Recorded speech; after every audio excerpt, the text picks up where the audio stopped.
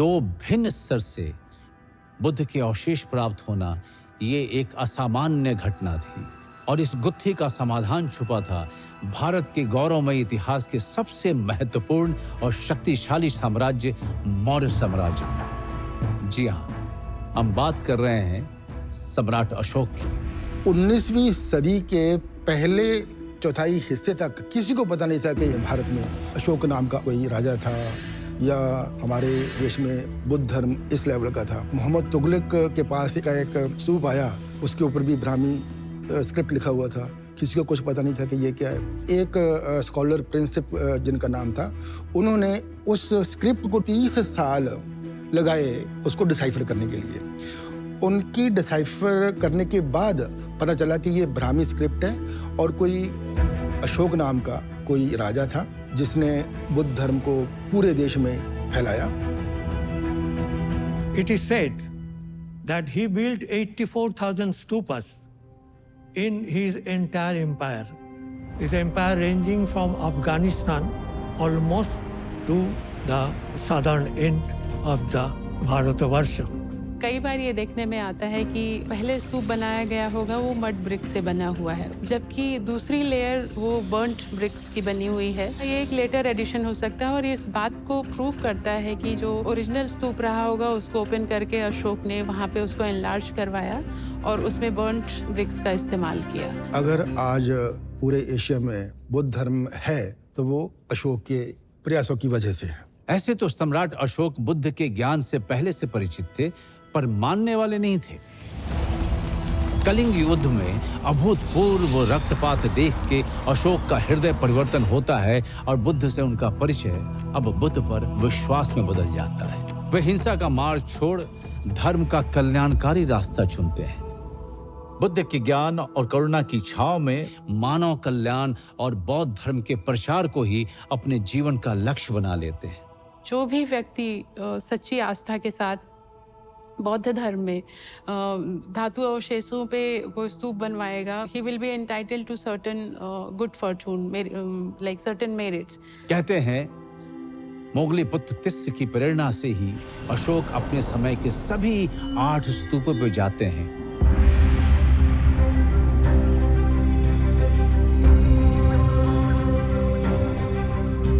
इन स्तूपों का भव्य पुनर्निर्माण कराते हैं और यहाँ से बुद्ध के अवशेषों का हिस्सा लेके उसे 84,000 हिस्सों में बांटकर अपने साम्राज्य के कोने कोने में फैला देते हैं। अब प्रश्न ये है कि 84,000 की संख्या कहाँ से आई, क्योंकि भगवान बुद्ध के सारे वचन जो सूत्र हैं वो 84,000 हैं।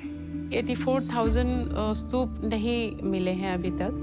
क्या ये एक ऐसा एलिगोरिकल नंबर हो सकता है जहाँ पे लिखने वाले ने लिखा है, या फिर वो ईंटों का इस तरह का प्रकार है, इतने 1000 ईंट उसमें लगी हुई थी उस स्तूप में, क्या इस बात को इंडिकेट कर रहा है या फिर कहने का एक तरीका है? This might be a hard task to say, but I'm going to open the stupa up and I'm going to take those relics out in order to give them to everyone.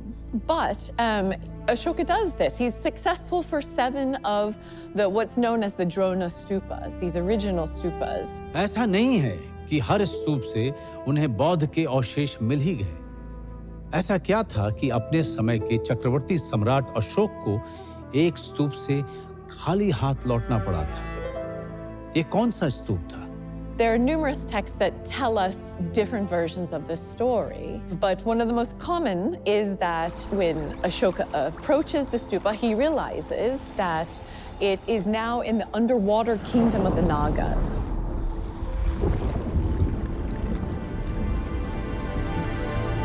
इसी बात का वर्णन अशोक अवदान भी करता है, and as a testimony to that, at Amravati we see that Nagas entangled and they are guarding a stupa. The 2nd century CE Amravati stupa has a relief carving which is now known as the stupa venerated by elephants. Around the body of the stupa, a Naga is intertwined, and Nagas are incredibly important. They love the relics, but they're also fantastic protectors of the Buddha's Dharma and his relics. इस historicity को ये depiction prove करता है कि ये घटना हुई होगी अशोक के जीवन काल में, और वो रामगांव के स्तूप से धातु अवशेष बुद्ध के निकाल नहीं पाया था।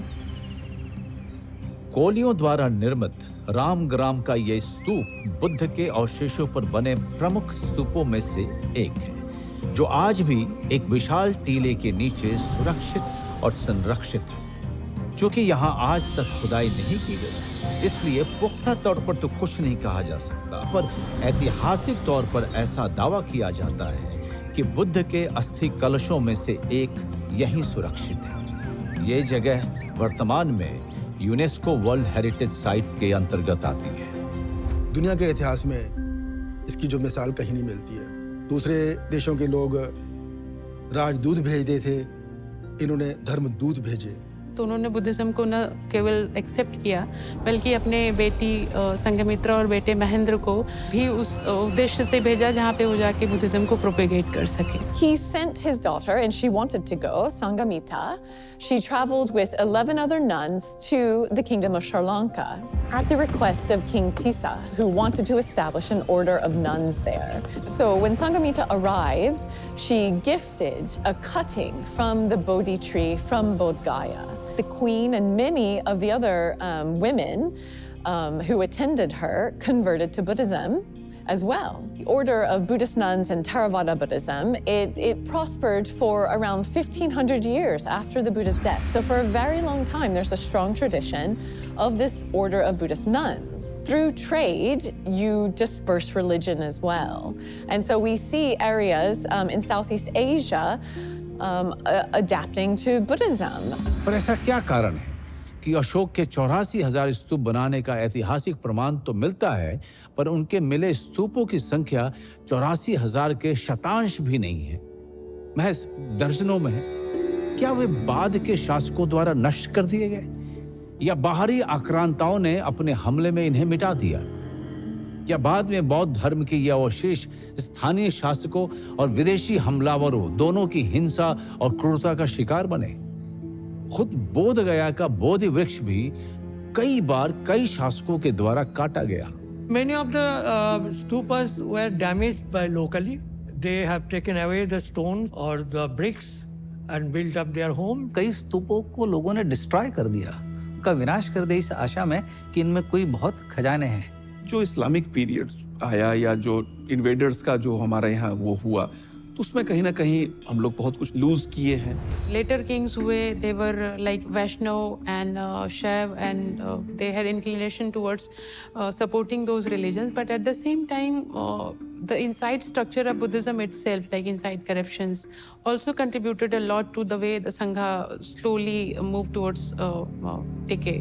कुछ टेक्स्ट जो बाहर चले गए, खास करके श्वेनसांग और फाहियान जो कॉपी करके ले गए, उन सोर्सेस को बेस करके हम लोग आज इतिहास को देखने का प्रयास करते हैं, क्योंकि हमारे अपने ओरिजिनल सोर्सेस तो नष्ट हो गए। आज भी बुद्ध के अवशेष देश के भीतर उत्तर प्रदेश, बिहार, पश्चिम बंगाल, आंध्र प्रदेश, तमिलनाडु, मध्य प्रदेश, गुजरात, महाराष्ट्र और दिल्ली में तो मिलते ही हैं। देश के बाहर श्रीलंका, जापान, थाईलैंड, म्यांमार, चीन, कोरिया, तिब्बत, नेपाल आदि देशों में मिलते हैं। इन अवशेषों को आप निर्जीव अवशेष ना समझें। ये अवशेष अभी भी इन देशों में फैले बुद्ध के मानने वालों के लिए मिलने जुलने, सांस्कृतिक लेन देन और विचार विमर्श का कारण बनी हुई है।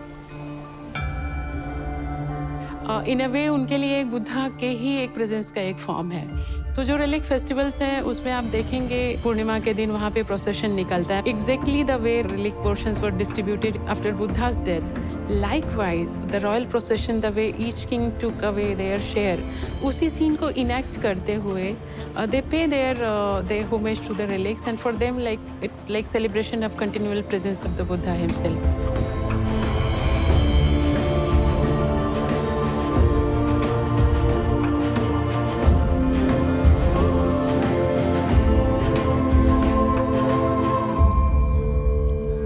अगला जो मिलेनियम है, अगले जो हजारों वर्ष हैं, वो बुद्ध के हैं, इसलिए कि बुद्ध ने अपने को कभी श्रेष्ठ घोषित नहीं किया, अपने को कभी ईश्वर घोषित नहीं किया। उन्होंने कभी नहीं कहा कि मेरा ही मार्ग ये है और जो मैं कहता हूँ इसलिए मेरे पीछे मत चलो, मैं जो कहता हूँ उससे अनुभव करो, और यदि वो तुम्हारे अनुभव पे खरा उतरता है तो ही उसे मानो।